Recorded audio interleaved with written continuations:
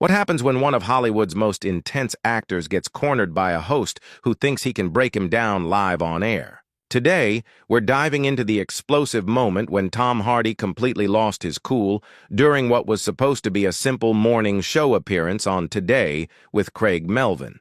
This wasn't your average celebrity interview gone wrong. It turned into a full-blown lesson in how not to conduct an interview, and Hardy made sure everyone watching understood that loud and clear. Before we get into this unbelievable exchange, make sure you hit that subscribe button and drop a comment below, because what you're about to hear will have you rethinking everything you thought you knew about live television. It all started like any other talk show segment. Tom Hardy walked onto the Today Show set wearing his trademark leather jacket, radiating that quiet confidence and mystery that he's known for.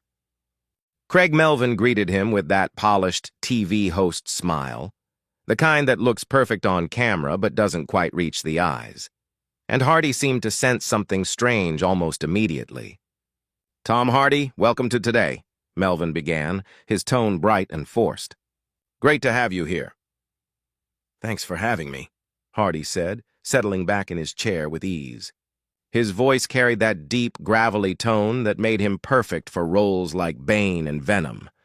But from the very first question, it was obvious that Melvin wasn't going for the usual light-hearted promo chat. He had a different plan, and it didn't take long for everyone to see it. "So, Tom," Melvin began, leaning forward slightly, his expression sharpening. "Before we get into your new project, I have to ask. There have been some reports online about your behavior on set. Some pretty serious ones." Hardy's expression changed, but only slightly. It was subtle, just a tightening of the jaw, a flicker in his eyes, but anyone familiar with his performances could recognize it.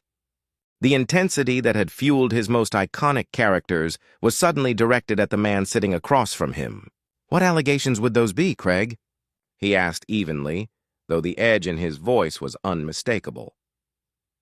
"Well," Melvin continued, clearly a bit nervous now, "there are stories from unnamed sources saying you've been hard to work with, that there have been heated exchanges with directors and other actors, some even calling you unprofessional." The energy in the studio shifted instantly. The live audience, which had been buzzing with morning show enthusiasm seconds earlier, went completely silent. Even the camera crew seemed frozen.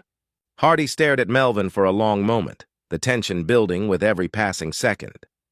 "Unnamed sources?" he repeated slowly, tasting the words. "That's interesting, Craig. So let me get this straight. You invited me here under the pretense of promoting my work, but really you want to ambush me with gossip?" "I wouldn't call it gossip," Melvin said quickly, forcing a smile. "These are legitimate concerns from people in the industry." "People in the industry," Hardy repeated softly, his voice now dangerously calm. "What people, Craig? Can you name them?" Melvin's fake confidence faltered.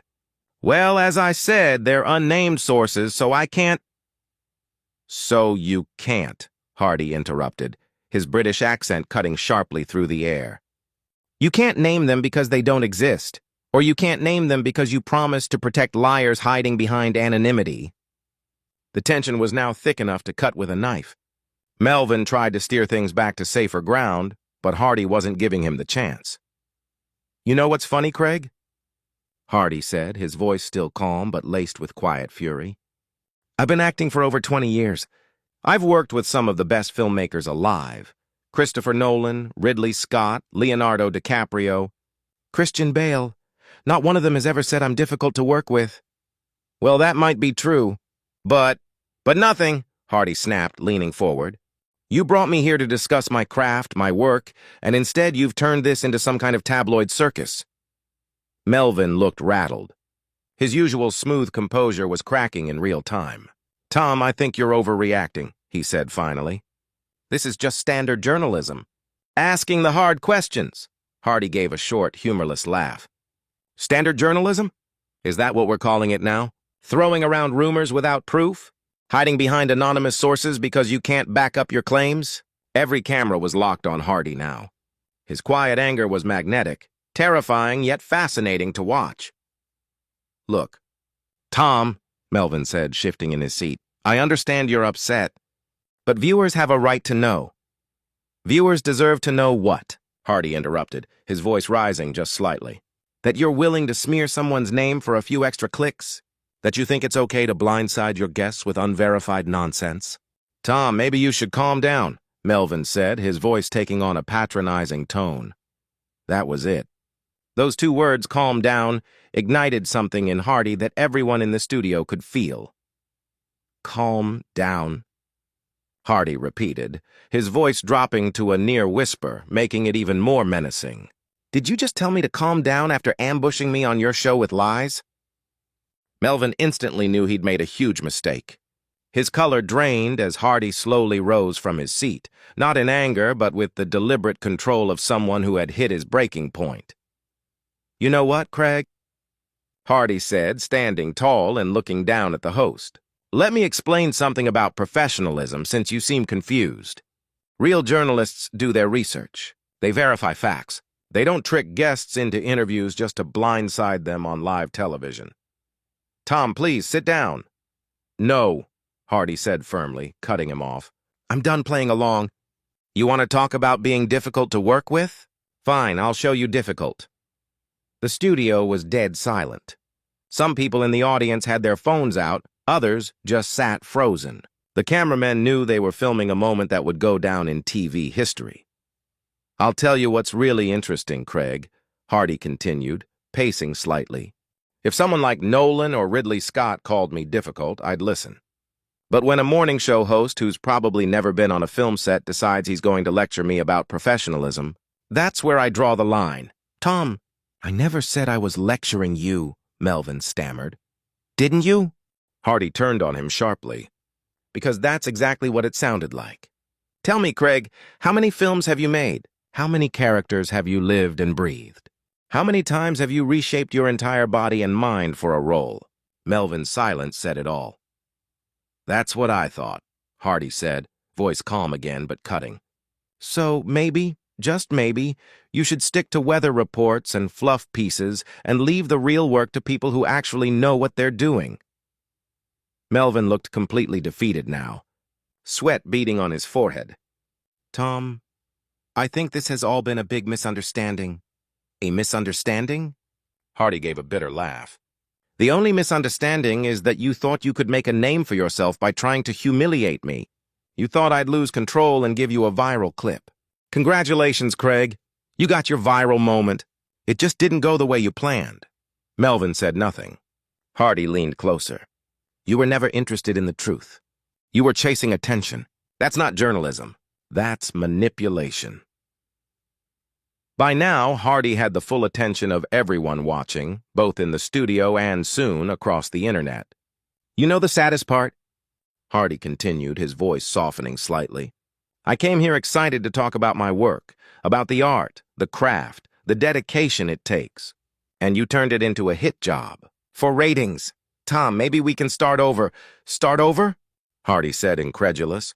After everything you just pulled? You think you can just move on like none of this happened? The silence that followed was suffocating. Hardy stood there, composed yet visibly furious, while Melvin looked like a man realizing too late that he'd made a career-ending mistake. Here's what's going to happen, Craig, Hardy said finally. I'm going to walk off this set, and you're going to sit here and think about what real professionalism means. Maybe next time you'll treat your guests like human beings instead of stepping stones for your ego. Hardy turned to leave, then paused. Oh, and Craig, he added, looking back, his voice low and razor-sharp. Next time you want to play journalist, try being one first. The words hit hard. Melvin's face went pale, but Hardy wasn't done. He turned back toward the camera, addressing the viewers directly.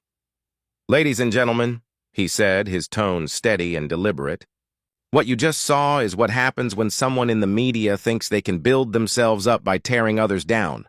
Craig thought he could score a big moment by trying to rattle me. He thought I'd break.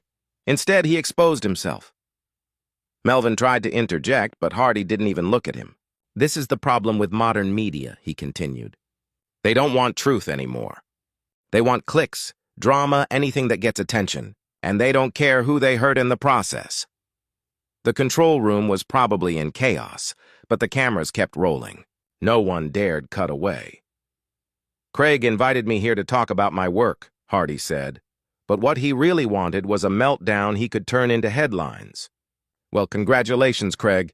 You got your scene, but you also showed the world exactly who you are. Huh.